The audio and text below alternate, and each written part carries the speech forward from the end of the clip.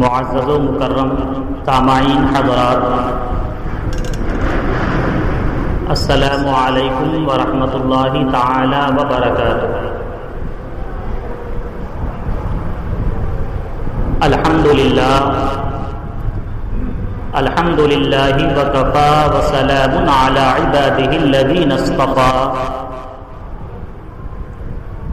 خصوصاً علی نبینا وحبیبنا وشفیعنا محمد المصطفى وعلى آلہ واصحابہ الذین قاموا بالصدق والصفاء، اما بعد فاعوذ باللہ من الشیطان الرجیم، بسم اللہ الرحمن الرحیم، یا ایہا الذین آمنوا ادخلوا فی السلم کافۃ ولا تتبعوا خطوات الشیطان انہ لکم عدو مبین۔ آمنت باللہ صدق اللہ العظیم۔ وقال النبی صلی اللہ تعالی علیہ وسلم، لا عدوى ولا طیر ولا ہام ولا سفر، او کما قال الرسول صلی اللہ تعالی علیہ وسلم۔ آئیے ہم اور آپ سب سے پہلے عقیدت و احترام کے ساتھ ہم تمام مسلمانوں کے مرکز عقیدت، محور محبت حضور رحمت عالم نور مجسم صلی اللہ تعالی علیہ وسلم کی بارگاہ مقدسہ میں ہدیہ درود پیش کریں، پڑھیں بآواز بلند، اللہم صلی علی سیدنا و مولانا محمد معدن الجود والکرم وآلہ واصحابہ وبارک وسلم۔ آج ماہ محرم الحرام کی 29 تاریخ ہے اور اسلامی سال کا یہ پہلا مہینہ ہم سے رخصت ہونے والا ہے، اور دوسرا مہینہ ماہ صفر المظفر کا ہے، اور انشاءاللہ عز و جل اگر آج چاند نظر آئے تو مغرب بعد سے ماہ صفر المظفر کا آغاز ہوگا، ورنہ 30 کی گنتی مکمل کریں گے اور اس کے بعد پرسوں سے انشاءاللہ عز و جل ماہ صفر کا آغاز ہوگا۔ اسی مناسبت سے انشاءاللہ عز و جل آج کا ہمارا خطاب ہوگا۔ جیسا کہ آپ تمامی حضرات جانتے ہیں کہ ماہ صفر المظفر کے سلسلے میں عام ذہن یہ ہے کہ یہ مہینہ منحوس مہینہ ہے معاذ اللہ، اور ساتھ میں یہ تصور کیا جاتا ہے کہ صفر المظفر کے مہینے میں بلائیں اترتی ہے، اور ایک ذہن یہ ہوتا ہے کہ اس مہینے میں کوئی اچھا کام نہیں کرنا ہے، شادی بیاہ نہیں کرنا ہے، کاروبار کا آغاز نہیں کرنا ہے، اور اس کے بارے میں یہ تصور ہے عام طور سے لوگوں کا زمانے جاہلیت سے لے کر آج تک وہ تصور چلا آ رہا ہے کہ یہ مہینہ منحوس مہینہ ہے، اس مہینے میں اگر ہم کچھ کریں گے تو نقصان اٹھائیں گے اور ہمیں کوئی کام اچھا نہیں کرنا ہے۔ لیکن ہم اور آپ الحمدللہ مذہب اسلام کے ماننے والے، بولیے الحمدللہ۔ اللہ تبارک و تعالیٰ کا فضل و احسان ہے کہ اس پیارے مہذب مذہب کا ماننے والا ہمیں اللہ تعالیٰ نے بنایا، اور مذہب اسلام ہمیں یعنی اپنے ماننے والوں کو ہر ایک پہلو میں اور ہر ایک موڑ پر الحمدللہ رہنمائی کرتا ہے۔ کسی جگہ پر مسلمان کو مذہب اسلام ایسے ہی چھوڑتا نہیں ہے، یعنی جب آپ تعلیمات اسلامیہ دیکھیں تو ہر جگہ پر آپ کو مذہب اسلام کی رہنمائی نظر آئے گی۔ تو آئیے ہم اور آپ جانتے ہیں کہ مذہب اسلام ہمیں کیا درس دیتا ہے ماہ صفر کے تعلق سے، اور اسی طریقے سے ہمارے معاشرے میں بدشگونی لینا یہ بھی بہت زیادہ عام ہے، یعنی برا فعل لینا بہت زیادہ عام ہے۔ انشاءاللہ اس پر بھی گفتگو کریں۔ جس آیت کریمہ کی تلاوت کا ہم نے شرف حاصل کیا، دوسرے پارے کی آیت کریمہ ہے، اللہ تبارک و تعالیٰ کا ارشاد ہے، کہ یا ایھا الذین آمنوا ادخلوا فی السلم کافہ، اے ایمان والو پورے پورے اسلام میں داخل ہو جاؤ۔ کیا فرمان ہے؟ اے ایمان والو پورے پورے اسلام میں داخل ہو جاؤ۔ ولا تتبعوا خطوات الشیطان، اور شیطان کے قدموں پر نہ چلو، شیطان کے نقش قدم پر نہ چلو۔ انہ لکم عدو مبین، بے شک شیطان تمہارا کھلا دشمن ہے۔ یعنی ہم اور آپ اسلام قبول کر چکے الحمدللہ، ہم اور آپ مسلمان ہونے کا دعویٰ کرتے ہیں، تو رب تبارک و تعالیٰ کا یہ اعلان ہے، یہ فرمان ہے کہ پورے پورے اسلام میں داخل ہو جاؤ۔ ہم اپنے آپ کو مسلمان تو کہیں لیکن اسلام کی تعلیمات پر عمل نہ کریں، یا پھر دوسرے باطل مذہب والوں کو دیکھ کر ان کے مطابق زندگی گزارنے کی کوشش کریں، تو یہ مسلمانوں کا شیوا ہرگز نہیں، اور اسلام ہرگز اس بات کی اجازت نہیں دیتا۔ اور یہ جو فرمایا گیا وَلَا تَتَّبِعُوا خُطُوَاتِ الشَّيْطَانِ، شیطان کے قدموں پر نہ چلو، مطلب یہ ہے کہ شیطان انسان کا کھلا دشمن ہے، یہ تو آپ جانتے ہیں، اور پکی دشمنی ہے انسان کے ساتھ شیطان کی، اور بچہ بچہ یہ جانتا ہے۔ اور وَلَا تَتَّبِعُوا خُطُوَاتِ الشَّيْطَانِ کا مطلب یہ ہے کہ شیطان انسان کو بہکاتا ہے، وسوسے ڈالتا ہے، مذہب اسلام کی تعلیمات کے خلاف ذہن دیتا ہے، تو اس کے وسوسوں میں نہ آؤ، یہ اس بات کا درس دیا جا رہا ہے۔ وَلَا تَتَّبِعُوا خُطُوَاتِ الشَّيْطَانِ إِنَّهُ لَكُمْ عَدُوٌّ مُّبِينٌ، بے شک شیطان تمہارا کھلا دشمن ہے۔ تو اب اس آیت کریمہ کی شان نزول کو ہم دیکھیں تو ہمیں اور اچھی طریقے سے بات سمجھ میں آئے گی کہ اس آیت کریمہ کے شان نزول کے بارے میں مفسرین اکرام نے یہ فرمایا ہے، عبداللہ بن سلام رضی اللہ تعالیٰ عنہ اور آپ کے ساتھیوں کے سلسلے میں یہ آیت کریمہ کا نزول ہوا۔ کون؟ عبداللہ بن سلام، یہ وہ صحابی رسول ہے جو پہلے مذہب یہود میں تھے، یہودی تھے، اور اس کے بعد اسلام میں وہ داخل ہوئے۔ تو عبداللہ بن سلام رضی اللہ تعالیٰ عنہ اور آپ کے دیگر ساتھی کا معاملہ یہ تھا کہ مذہب یہود میں، ہم نے پچھلے جمعہ بھی اشارہ کیا کہ مذہب یہود میں ہفتے کا دن بڑا دن مانا جاتا ہے اور وہ اس کی تعظیم کیا کرتے تھے۔ تو عبداللہ بن سلام رضی اللہ تعالیٰ عنہ اور آپ کے ساتھی جب داخل اسلام ہو گئے تو ان کا یہ ارادہ ہوا کہ جس طریقے سے ہم مذہب یہود میں رہتے ہوئے ہفتے کے دن اونٹ کا گوشت نہیں کھاتے تھے، اونٹ کا دودھ نہیں پیتے تھے، تو اسی طریقے سے مذہب اسلام میں داخل ہو کر بھی ہم اس پر عمل کر لیں گے۔ تو ہے مذہب اسلام میں، لیکن ان کا ارادہ یہ ہوا کہ مذہب اسلام میں فرض تو نہیں ہے کہ ہفتے کے دن گوشت کھانا ہے، اونٹنی کا دودھ پینا ہے، یہ فرض اور واجب تو نہیں ہے، بلکہ اگر ہم بچ جائیں گے تو ہو سکتا ہے کوئی گناہ نہ ہو۔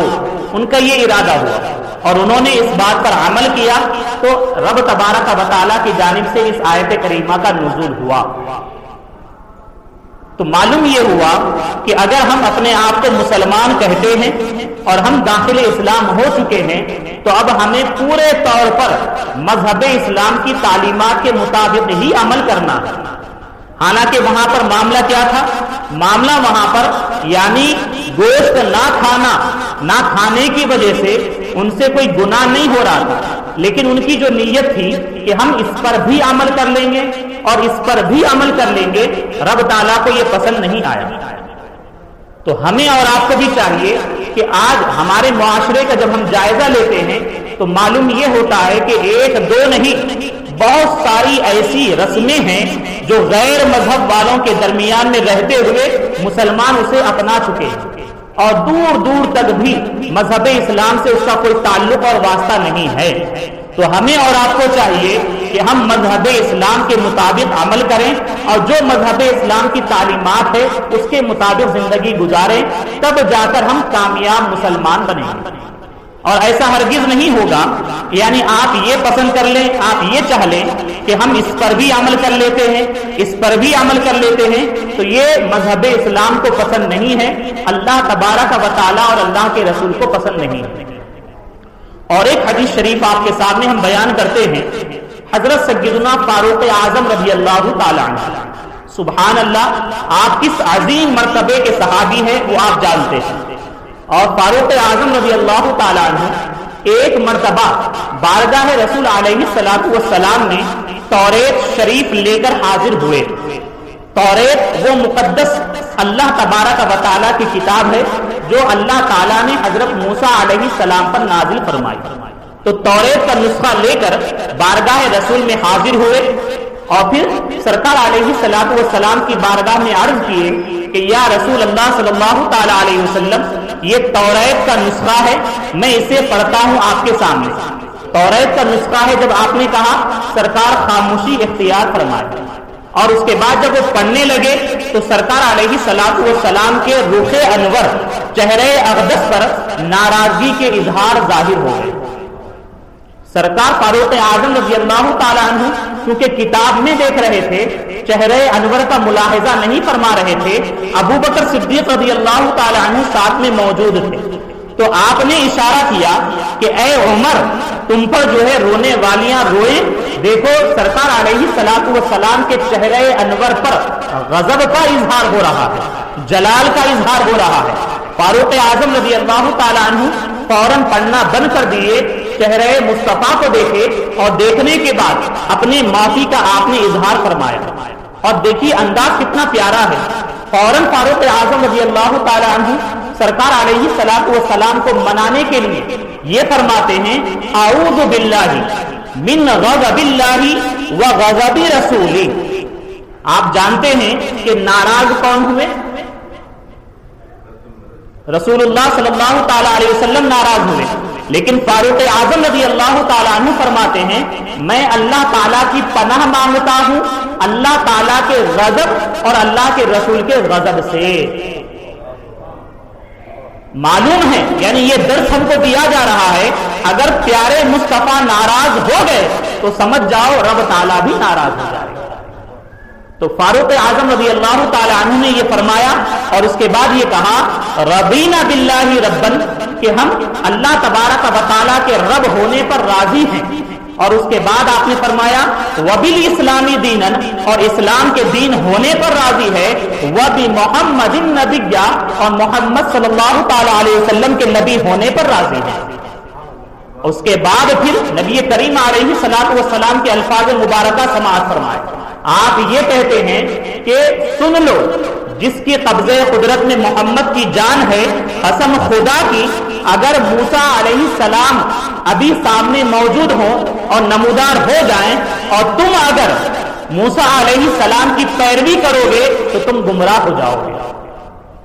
اور اس کے بعد آپ نے یہ فرمایا کہ اگر موسیٰ علیہ السلام بھی ہوں گے تو ان کے لیے بھی ضروری ہوگا کہ وہ میری پیروی کریں۔ یہ شان مصطفیٰ صلی اللہ تعالی علیہ وسلم۔ تو معلوم یہ ہوا کہ جب شریعت محمدیہ کا ظہور ہو چکا ہے اور ہم نے اور آپ نے کلمہ محمدیہ پڑھ لیا ہے، تو اب ہمارے لیے ضروری اور لازم ہے کہ پورے طور پر مذہب اسلام کی تعلیمات پر عمل پیرا ہو جائے۔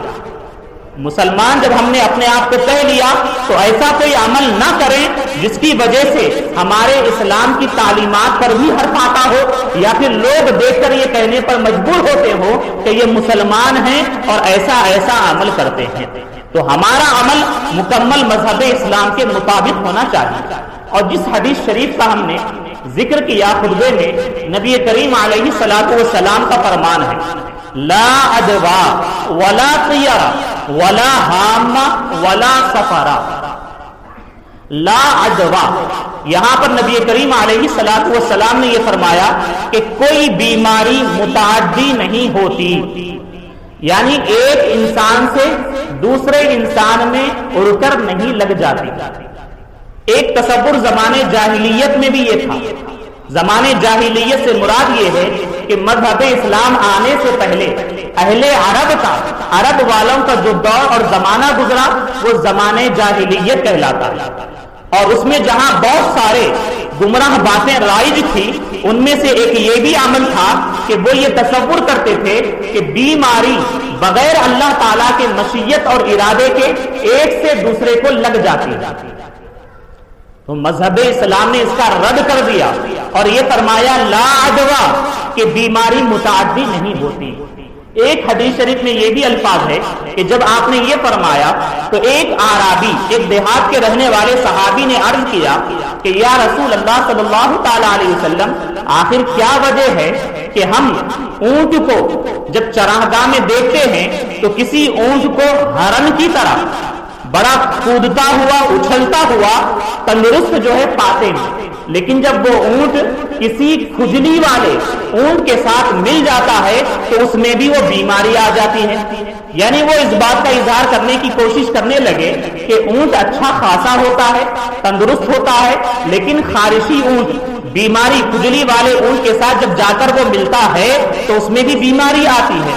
مطلب یہ ہے کہ اس اونٹ کی وجہ سے اس میں بیماری آئی۔ تو نبی کریم علیہ الصلوۃ والسلام جن کو رب تعالیٰ نے جہاں بہت سارے معجزات عطا فرمائے وہیں پر جوامع الکلم کا معجزہ بھی عطا فرمایا، یعنی بول الفاظ بڑے تھوڑے ہوتے لیکن معنی کا اس میں سمندر پوشیدہ ہوتا ہے۔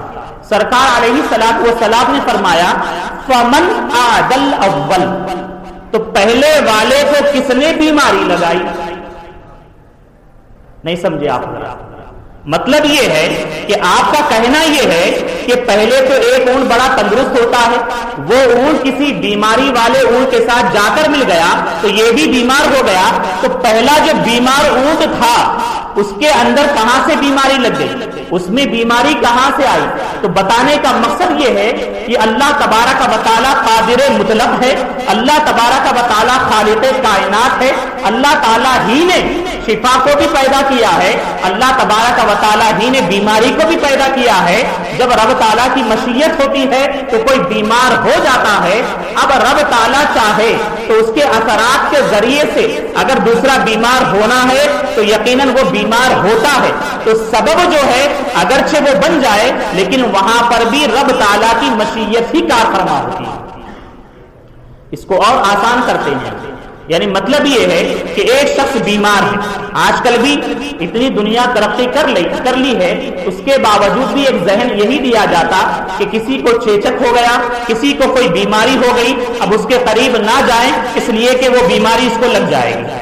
اور اسی طریقے سے اب جو ماحول چلا ہوا ہے کووڈ-19 کے نام پر، اب آپ تصور کریں جب ابتدائی مرحلہ تھا، جب مختصر سے یعنی 100 کے اندر کیسز تھے کہ کتنا ہوا کھڑا کر دیا گیا تھا، لوگ پریشان تھے اور ڈر رہے تھے، گھبرا رہے تھے، باہر نکلنے سے گھبرا رہے تھے اور کسی سے ہاتھ ملانے سے گھبرا رہے تھے۔ اور آج پریزنٹ جو نیوز چل رہی ہے تقریباً 90,000 سے زائد روزانہ انڈیا میں کیسز آ رہے ہیں۔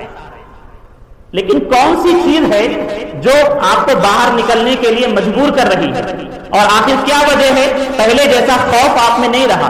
الحمدللہ ہمارا معاملہ یہ ہے کہ الحمدللہ ہم مسلمان ہیں اور ہمارا ایمان رب تعالیٰ کی ذات پر ہے، اور الحمدللہ جس کا جتنا کامل ایمان ہوتا ہے یقیناً وہ اللہ تعالیٰ کی ذات پر اتنا ہی کامل اعتماد اور بھروسہ رکھتا ہے۔ معاملہ یہ ہے کہ کل بھی ہمارا تصور یہی تھا اگر ہم کسی کووڈ کے متاثر شخص سے مل لیں اور رب تعالیٰ چاہے تب ہی جا کر موت ہوگی، تب ہی جا کر ہم پر بھی اثر ہوگا، اگر لاکھ ملاقات کر لے اور رب تعالیٰ نہ چاہے تو انشاءاللہ عز و جل کچھ بھی نہیں ہوگا۔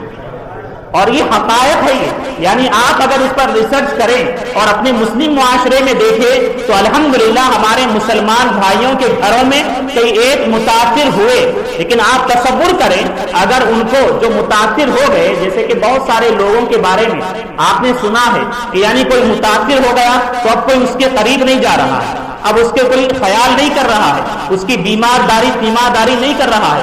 اب اگر ایسے مریض کو ایسے ہی چھوڑ دیا جائے تو ظاہر سی بات ہے تنہائی کے نام پر وہ ایسے ہی مر جائے گا۔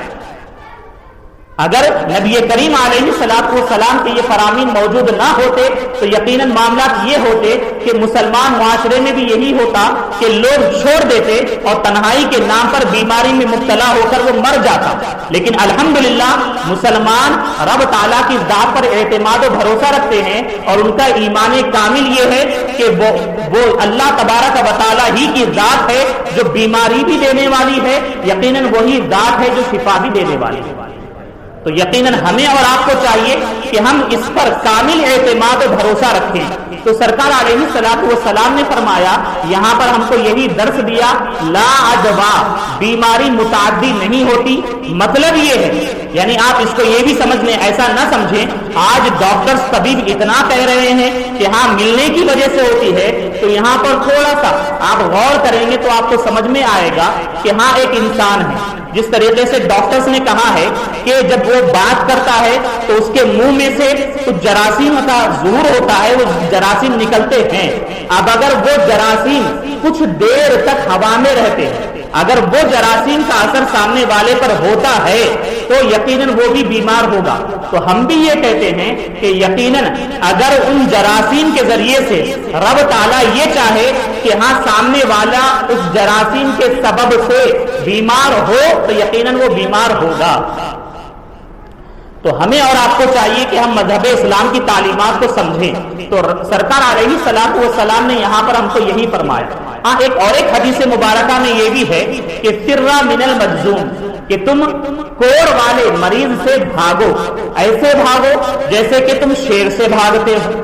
اب ایک حدیث شریف میں تو یہ فرمایا کہ بیماری متعدی نہیں ہوتی، اور ایک حدیث شریف میں سرکار نے فرمایا کہ کوڑ والے سے بھاگو۔ تو یہاں پر ہمیں سمجھنے کی ضرورت ہے۔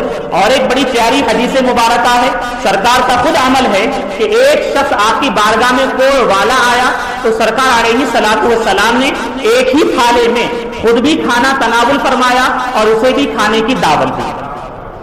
تو دونوں عمل ہمیں ملتے ہیں۔ تو یہاں پر کہنا یہ ہے کہ جب فقہاء کرام کی تعلیمات کو ہم سمجھتے ہیں، پڑھتے ہیں، تو ہمیں معلوم یہ ہوتا ہے کہ ان دونوں احادیث مبارکہ میں آپ نے اس طور پر تطبیق فرمائی ہے کہ جو ضعیف الاعتقاد ہے، جو کمزور عقیدہ رکھنے والا ہے، کمزور کیسا عقیدہ رکھنے والا ہے؟ یعنی مطلب یہ ہے کہ کمزور عقیدے کی وجہ سے اس کی تقدیر پر، ایمان پر اثر پڑتا ہو۔ کمزور عقیدے کی وجہ سے، یعنی معاملہ یہ ہے کہ ایک شخص ہے، کسی بیمار والے کے پاس اس سے کہہ دیا گیا کہ نہ جائیں، تو جب اس سے کہا گیا نہ جائیں تو وہ نہیں گیا۔ اس لیے نہیں گیا کہ اس کا ایک تصور ہے، اس کا ایک ذہن بنا ہوا ہے کہ اگر میں وہاں پر جاؤں گا تو بیمار ہو جاؤں گا۔ تو معاملہ یہ ہے کہ ایسا شخص جو کمزور ایمان والا ہے، کمزور عقیدہ رکھنے والا ہے، اگر وہ وہاں پر چلا جاتا اور جانے کے بعد واقع میں رب تعالیٰ کی مشیت یہی ہوتی کہ وہ بیمار ہو جائے، تو معاملہ یہ ہے کہ وہ یہ سمجھتا کہ میں وہاں پر نہیں جاتا تو شاید بیمار نہیں ہوتا۔ تو ایک طریقے سے یہ تقدیر پر کمزوری کا اظہار کرنا ہے، حالانکہ تقدیر کا معاملہ کیا ہے؟ تقدیر کا معاملہ یہ ہے، صحیح حدیث مبارکہ میں یہ آیا کہ جب بچہ ماں کے پیٹ میں 120 دن کا ہو جاتا ہے، کتنے دن کا؟ جب 120 دن کا جب بچہ ہو جاتا ہے ماں کے پیٹ میں، تبھی رب تعالیٰ کے حکم سے فرشتہ حاضر ہوتا ہے اور اس کا جو رزق ہے وہ لکھ دیا جاتا ہے، اس کا زندگی بھر کا جو عمل ہے وہ لکھ دیا جاتا ہے، اور اس کی عمر اور زندگی کتنی ہے وہ بھی لکھ دیا جاتا ہے۔ تو معلوم یہ ہوا کہ کسی بندے خدا کا رزق اس کی ماں کے پیٹ ہی میں لکھ دیا گیا، اور اسی طریقے سے اس کا عمل کیا ہے وہ بھی لکھ دیا گیا، اور اسی طریقے سے اس کی زندگی کتنی ہے وہ بھی لکھ دیا گیا۔ تو اب یہاں پر معاملہ یہ ہے کہ جب تقدیر نے جو ہمارے بارے میں فیصلہ کرنا تھا وہ فیصلہ کر دیا گیا، تو اب اگر ہم کسی عمل کی وجہ سے شک اور شبہے میں پڑیں گے تو گویا کہ تقدیر پر ہمارا ایمان کمزور ہوگا، اور تقدیر پر ایمان لانا یہ ایمان کا اہم حصہ ہے، اہم جز ہے۔ یعنی اگر کوئی تقدیر کا انکار کر دیتا ہے تو پھر وہ ایمان سے خارج ہو جائے۔ تو معلوم یہ ہوا لا عدوا، بیماری متعدی نہیں ہوتی۔ اور اس کے بعد پھر سرکار نے فرمایا لا عدوا ولا طیرہ۔ طیرہ کہتے ہیں بدشگونی کو، بدفعلی کو کہتے ہیں، اور یہ چیز بھی ہمارے معاشرے میں بہت زیادہ پائی جاتی ہے۔ یعنی کیسے پائی جاتی ہے؟ آپ جانتے ہیں ایک تو سفر کے مہینے کے بارے میں اور محرم کے مہینے کے بارے میں ایک تصور بنا ہوا ہے کہ ان مہینوں میں شادی بیاہ نہیں کرنا۔ یہی وجہ ہے کہ جتنے ہمارے فنکشن ہال ہے پورے کے پورے خالی رہتے ہیں، بلکہ کوئی اچھا کام بھی نہیں کرتے ہیں۔ تو یہ کیا ہے؟ یہ بدشگونی لینا ہے، اور یہ سراسر غلط ہے۔ اسی طریقے سے جب آپ راستہ چل رہے ہیں تو راستہ چلتے چلتے سامنے سے بلی گزر گئی، اب آپ کھڑے ہو جاتے، کیا تصور ہے؟ یعنی بلی نے راستہ کاٹ دیا ہے، اب میں گزر جاؤں گا تو کچھ نہ کچھ میرے ساتھ حادثہ ہوگا۔ یہ بدفعلی ہے، بدشگونی ہے۔ مذہب اسلام اس کا رد کرتا ہے اور یہ فرماتا ہے لا طیرہ، بدشگونی کی کوئی حقیقت نہیں ہے۔ اور پھر معاملہ کیا ہوتا ہے؟ بلی جب راستہ کاٹتی ہے تو آپ رک جاتے ہیں اور انتظار کرتے ہیں کہ کوئی اور گزر جائے۔ یہ کیا بات ہوئی؟ آپ تو یہ پسند کرتے ہیں کہ مجھے تکلیف نہ پہنچے، وہی کوئی اور انسان جائے، کوئی اور مسلمان جائے، وہ تکلیف میں مبتلا ہو۔ یہ مومن کی شان نہیں، بلکہ مومن کی شان یہ ہے کہ جو آپ اپنے لیے پسند کریں وہی مومن بھائی کے لیے بھی پسند کریں۔ تو معاملہ یہ ہے، سب سے پہلی بات تو یہ ہے کہ بدشگونی لینا یہی سراسر غلط ہے اور یہ مذہب اسلام کا حصہ نہیں ہے، بلکہ حدیث رسول میں اس قدر سختی کے ساتھ منع کیا گیا ہے کہ بدشگونی کے بارے میں یہ فرمایا گیا کہ یہ شرک ہے۔ یہ شرک معاذ اللہ، کتنی بڑی بات ہے کہ شرک اسے کہتے ہیں، یعنی اگر کوئی بندہ خدا شرک کر بیٹھے تو پھر کبھی وہ بخشا نہ جائے۔ اور شرک کیوں کہا گیا؟ علماء نے اس کی توضیح فرمائی ہے، شرک سے مراد چھوٹا شرک ہے، یعنی ایک مسلمان کو چاہیے کامل اعتماد اور بھروسہ رب تعالیٰ کی ذات پر رکھے اور یہ سمجھے کہ مؤثر حقیقی کسی چیز میں تاثیر پیدا کرنے والی ذات یہ رب تعالیٰ کی ہے، اور آپ یہ سمجھ رہے ہیں کہ بلی نے راستہ کاٹ دیا یا فلاں شخص کو میں نے دیکھ لیا یا پھر یہ ہو گیا تو آپ اس کو تاثیر والا سمجھ رہے ہیں، اس وجہ سے رب تعالیٰ کی ذات میں شریک کرنا گویا کہ سمجھا جا رہا ہے۔ تو ہمیں اور آپ کو چاہیے کہ ہم اس سے بچیں، بلکہ بعض فقہا نے تو یہ فرمایا کہ اگر کوئی جزم اور یقین کے ساتھ یہ سمجھ بیٹھے کہ بدشگونی لے لے کہ ہاں یہی چیز واقع میں اثر انداز ہو رہی ہے بذات ہی، تب تو واقع میں یہ کفر ہو جائے گا۔ اصل میں یہ بھی زمانے جاہلیت ہی کا اثر ہے۔ زمانے جاہلیت کے بارے میں شیخ عبدالحق محدث دہلوی علیہ رحمہ نے فرمایا ہے کہ اس دور اور زمانے میں بھی یہ ہوتا تھا کہ کوئی اگر سفر کے لیے نکل رہا ہے، تجارت کے لیے نکل رہا ہے، تو ان کی عادت یہ ہوتی تھی ہرن کو یا پھر جو ہے کسی پرندے کو چھوڑتے تھے۔ اگر وہ داہنی جانب چلا گیا تو سمجھتے تھے کہ اب سفر میں ہمارا نکلنا اچھا ہے، فائدے مند ہے، سود مند ہے، اور اگر وہ بائیں جانب چلا جاتا تو اپنے سفر سے وہ رک جاتے۔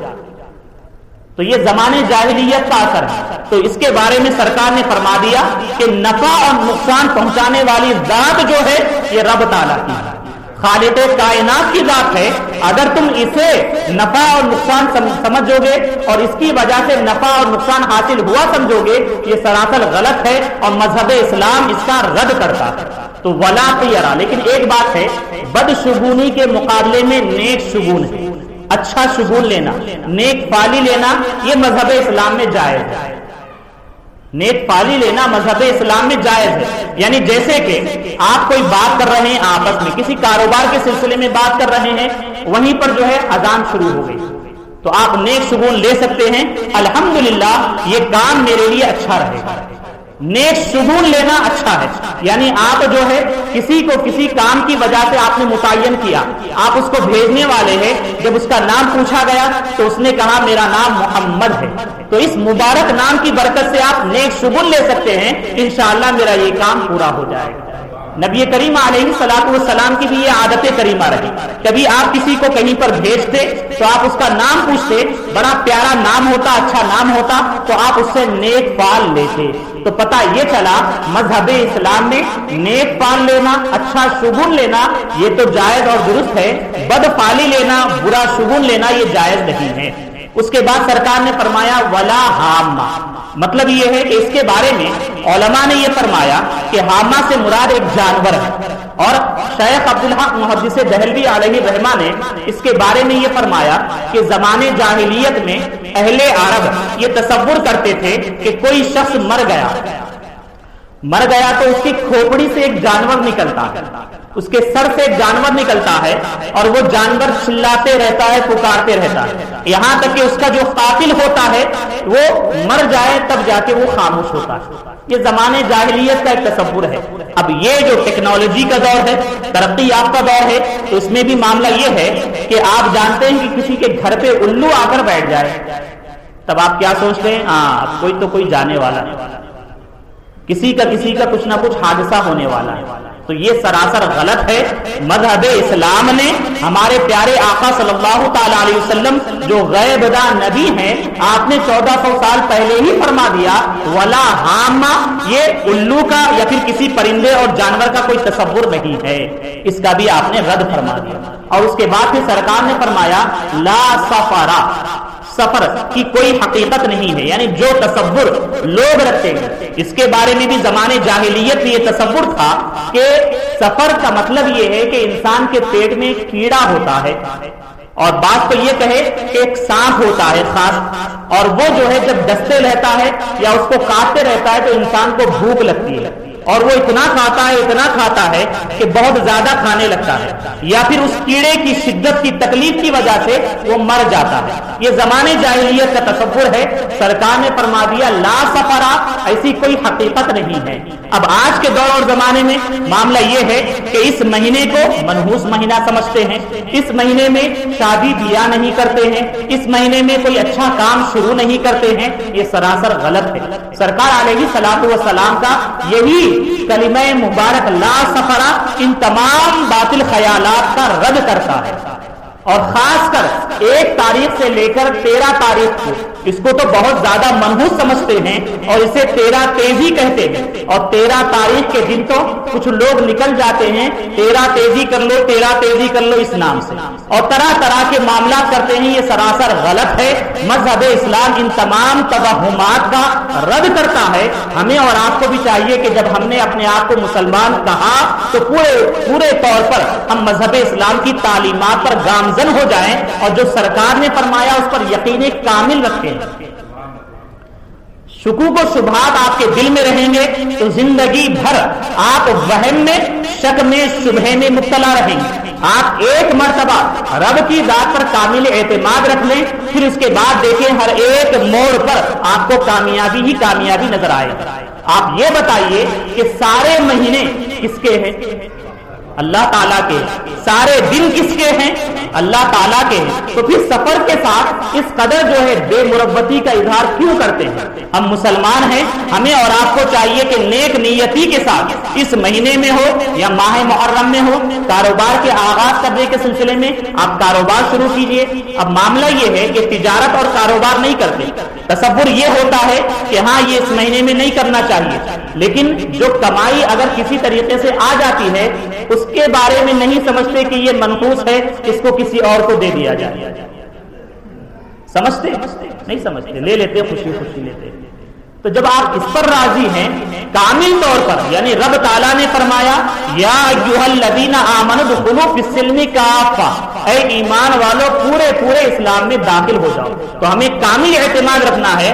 بندے کی جیسی نیت ہوگی اللہ تعالیٰ ویسی برکتیں عطا فرمائے گا. اب سن لیں کہ مبارک دن مسلمان کا، مومن کا کون سا ہوتا ہے؟ تو بزرگان دین نے یہ فرمایا کہ جس دن بندہ رب تعالیٰ کی اطاعت میں گزارے تو سمجھ جاؤ کہ وہ سب سے اچھا اور مبارک دن. اور جس دن بندہ اللہ تعالیٰ کی نافرمانی کرے اور گناہ میں دن اور اپنے وقت کو گزارے تو سمجھ جاؤ سب سے برا دن اور برا وقت اس کے حق میں وہی ہے. تو ہمیں اور آپ کو چاہیے کہ سارے دن اللہ تعالیٰ کے ہیں، تمام مہینے اللہ تعالیٰ کے ہیں، سارا سال اللہ تعالیٰ کا ہے. تو رب تبارک و تعالیٰ کی ذات سے اچھی امید رکھیں. انشاءاللہ عز و جل آپ کے ساتھ خیر ہوگا، اچھا ہوگا.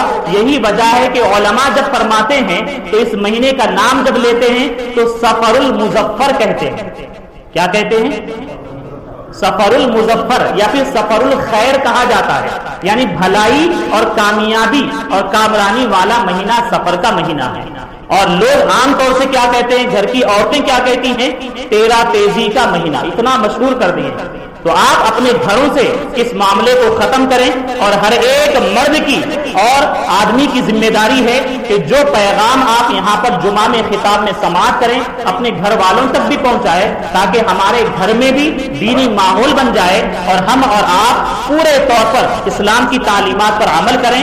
رب تعالیٰ کا فرمان ہے یا ایھا الذین آمنوا ادخلوا فی السلم کافہ، اے ایمان والو پورے اسلام میں داخل ہو جاؤ. ولا تتبعوا خطوات الشیطان، شیطان، اور شیطان کے نقش قدم پر نہ چلو، یعنی شیطان کے وسوسوں میں نہ آؤ. انہ لکم عدو مبین، بے شک شیطان تمہارا کھلا دشمن. بس آخر میں ایک بات ہم کہہ کر اپنی تقریر کو ختم کرتے ہیں، وقت ہو چکا ہے. الحمدللہ سنا یہ گیا ہے کہ ہم جس مسجد میں بیٹھے ہیں یہیں پہلو میں ایک ولی کامل کا مزار شریف ہے. سبحان اللہ بولی. اور آج جو ہے ان کا عرس منایا جا رہا ہے، اور جس بزرگ کا جس دن یوم وصال ہوتا ہے تو اللہ تعالیٰ کی خصوصی رحمتوں کی بارش ان پر ہوتی رہتی ہے. اور ہم اور آپ اگر ان کی بارگاہ میں خراج عقیدت و محبت پیش کرتے ہیں یوم وصال اور عرس کے دن خصوصی طور پر، تو ان رحمتوں بھرے بارش کے چھینٹے ہمیں بھی مل جاتے ہیں. اور یاد رکھیں ہم اور آپ اہل سنت و جماعت ہیں، اور الحمدللہ ہم نبی کریم علیہ الصلوۃ والسلام سے بھی محبت کرتے ہیں، صحابہ و اہل بیت سے بھی محبت کرتے ہیں، اور جتنے اولیاء کرام ہیں تمام سلاسل حقہ، سلسلہ قادریہ، سہروردیہ، نقشبندیہ اور چشتیہ، تمام بزرگان دین کے سے محبت کرتے ہیں. اور یاد رکھیں ہم اور آپ بڑے گناہگار ہیں، اور ہم قیامت کے دن اپنے عمل کے بھروسے پر نہیں ہیں کہ ہماری بخشش ہو جائے، بلکہ ہم اور آپ جو بھروسہ کرتے ہیں ان اللہ والوں کی محبت پر بھروسہ کرتے ہیں. ہمیں اور آپ کو چاہیے کہ ان سے سچی محبت کریں. انشاءاللہ اولیاء کرام کی محبت اور اسی طریقے سے صحابہ و اہل بیت کی محبت اور پیارے آقا صلی اللہ تعالی علیہ وسلم کی محبت ہی ہمارے لیے بخشش کا ذریعہ ہوگی. اور انہی محبتوں کے صدقے میں اور اسی کے صلے میں انشاءاللہ عز و جل رب تعالی ہمیں جنت عطا فرمائے گا، اور دنیا بھی ہماری کامیاب ہوگی اور آخرت بھی انشاءاللہ کامیاب ہوگی. اللہ تعالیٰ کی بارگاہ میں دعا ہے ہم تمام کو مذہب اسلام کی تعلیمات پر عمل پیرا ہونے کی توفیق عطا فرمائے، اور خصوصی طور پر جو بزرگ یہاں پر آرام فرما ہے اللہ تبارک و تعالیٰ ان کے خصوصی فیضان سے ہم سب کو مالا مال فرمائے، ہمارے گھر والوں کو مالا مال فرمائے، ان کے فیوز و برکات کو ہم تمام پر ہمارے گھر والوں پر جاری و ساری فرمائے، اور ان کے صدقے میں رب تبارک و تعالیٰ ہم تمام کے جائز مقاصد کو، نیک دعاؤں کو اللہ تعالیٰ پورا فرمائے. وما علینا الا البلاغ. السلام علیکم ورحمۃ اللہ تعالی وبرکاتہ.